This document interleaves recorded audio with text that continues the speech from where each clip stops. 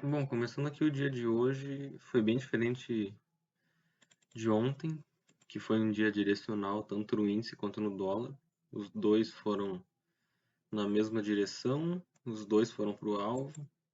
Hoje, o índice abriu com gap de alta e está fazendo uma movimentação de queda quase que lateral.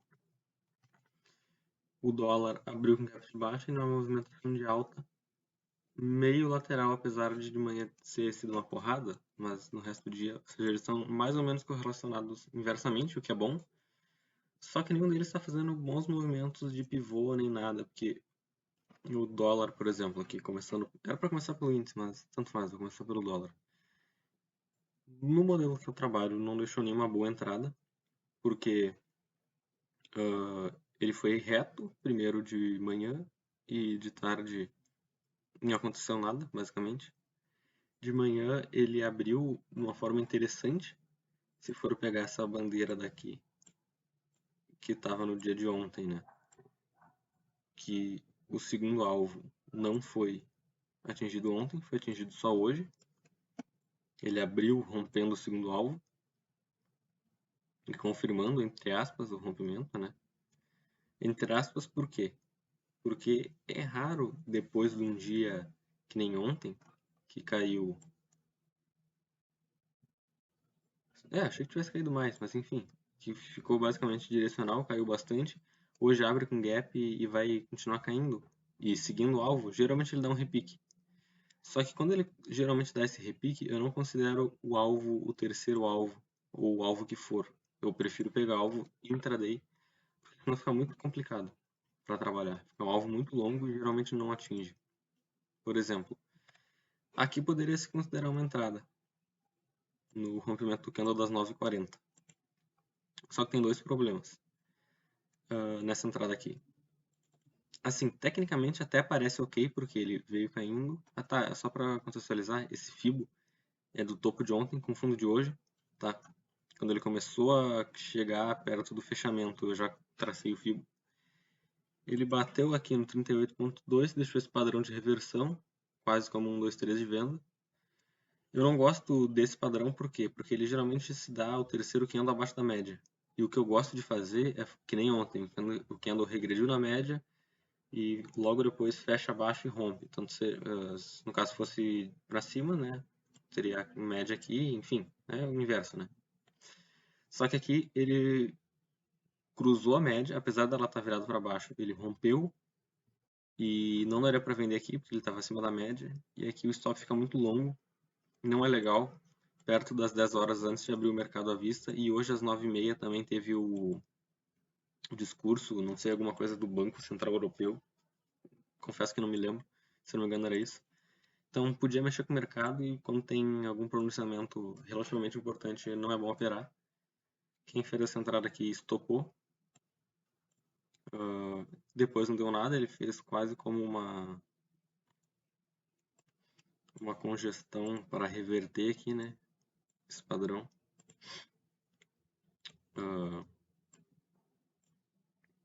Uma congestão barra bandeirinha, enfim.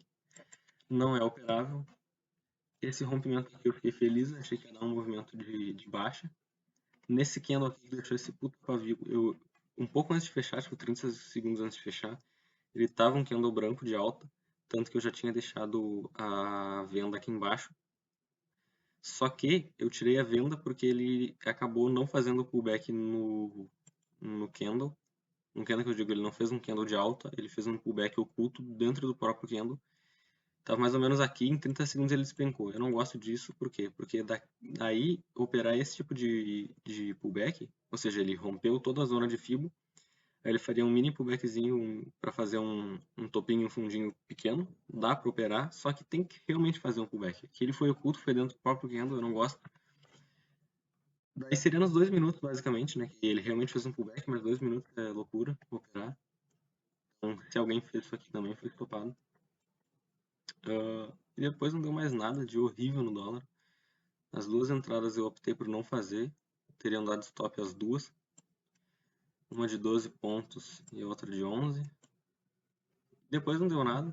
Isso aqui não pode ser considerado uma bandeira, porque a média aqui já virou para cima. Ela teria que estar para baixo para quando rompesse dar a venda.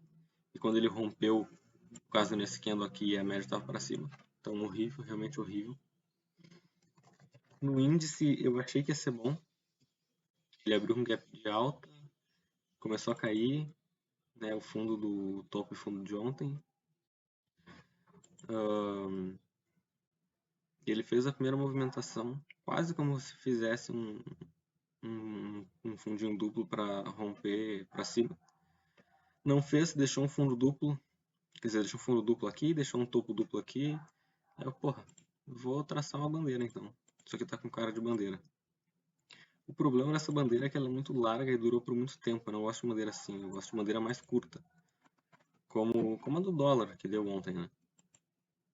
Essa daqui já não é legal. Geralmente ou é um movimento muito longo que dura o dia inteiro, ou é stop. Então, no caso, quem operou isso aqui, colocando o stop aqui em cima do candle, foi estopado. Se tu usou contrato múltiplo de 3, tu fez a parcial, ou seja, 250 pontos, faz parcial com 2/3 da mão em 125. Se entrou com um contrato, foi estopado.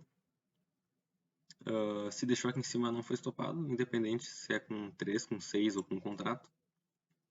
Aí ele atingiu, se for ver desse... Eu não peguei da bandeira inteira, tá? Porque ia ser um movimento muito longo. Eu peguei desse micro pivôzinho aqui, desse topo e desse fundo. Ele atingiu o primeiro alvo. Eu fiz essa venda aqui e deixei o stop aqui em cima. Eu peguei a parcial, só que eu não saí no primeiro alvo, porque eu não gosto. Apesar de eu saber que tem 90% de acerto, eu acho muito curto. Eu deixei no segundo, acabou não atingindo. Eu só fiz minha parcial e ele depois me estopou aqui em cima por quase nada, porque eu deixo 25 pontos acima sempre de volatilidade, né? Enfim, eu não deixo um tique acima, eu deixo 25 tiques acima. E ele pegou meu stop, seja 115, deixa aqui, ele pegou por 5, 10 tiques meu stop, sacanagem, mas enfim, pegou. Não atingiu o alvo. Quem fez isso aqui e deixou o segundo alvo na operação até agora, é uma operação ruim, realmente ruim, não sei se vai tá tentando romper essa LTB o dia inteiro, mas também não tá evoluindo, não tá legal, não tá um movimento direcional. A média aqui de 8, toda errada, toda errática, porra, isso aqui quase nunca acontece. Ele vir fazer esse quase que um 90 graus, um V ao contrário, feio quando acontece isso, o dia geralmente fica estranho. E também no mesmo horário, né, 9h30, ele mexeu um pouco o mercado, não chegou a dar uma grande volatilidade, mas ele pelo visto deixou o mercado incerto, não sei, tanto faz também por que aconteceu, não importa ler o gráfico. Enfim, deu só essa entrada. Isso aqui também não poderia ser considerado uma bandeira, porque já deu essa daqui. Essa daqui também não. Dia horrível nos dois, tanto no índice quanto no dólar. Então, no dólar, 2 stops. No índice, pelo menos, pegou a parcial. Quem deixou stop aqui em cima não foi stopado.